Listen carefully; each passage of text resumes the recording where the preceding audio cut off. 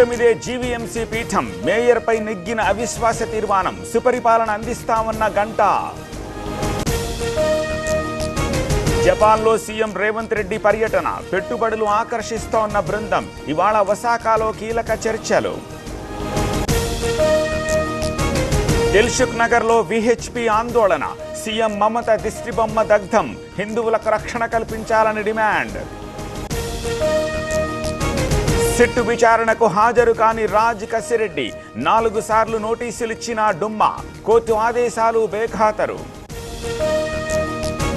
Sit విచారణకు మిథున్ రెడ్డి, విజయసాయి వాంగ్మూలం ఆధారంగా ప్రశ్నలు, రాజ్ కసిరెడ్డితో ఉన్న సంబంధాలపై ఆరా. భూభారతి అవగాహన సదస్సులో గందరగోళం, వేదికపైకి పిలవలేదని కాంగ్రెస్ నేతల నిరసన, గద్వాల జిల్లా థరూర్లో ఘటన.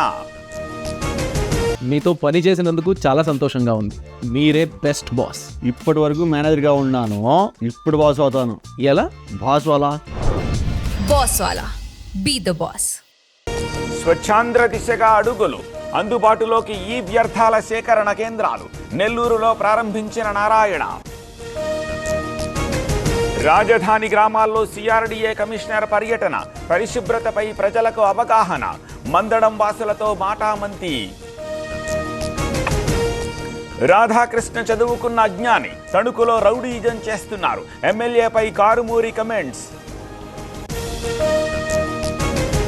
తండ్రి చనిపోయిన విద్యార్థికి ఓదార్పు, ఆత్మీయంగా దగ్గరకు తీసుకున్న హరీష్ రావు, కంటతడి పెట్టిన మాజీ మంత్రి.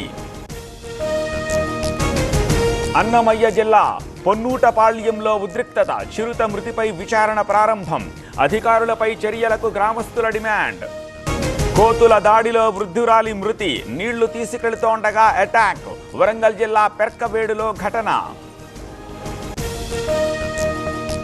ప్రయాగ్రాజ్లో అగ్ని ప్రమాదం, గోడౌన్లో చెలరేగిన మంటలు, ఇళ్లు ఖాళీ చేస్తోన్న సమీప ప్రజలు. భారీగా బంగారం దిగుమతులు, ధర పెరుగుతోన్న ఆగని ఇంపోర్ట్, గత ఏడాది దిగుమతుల విలువ 5 లక్షల కోట్లు.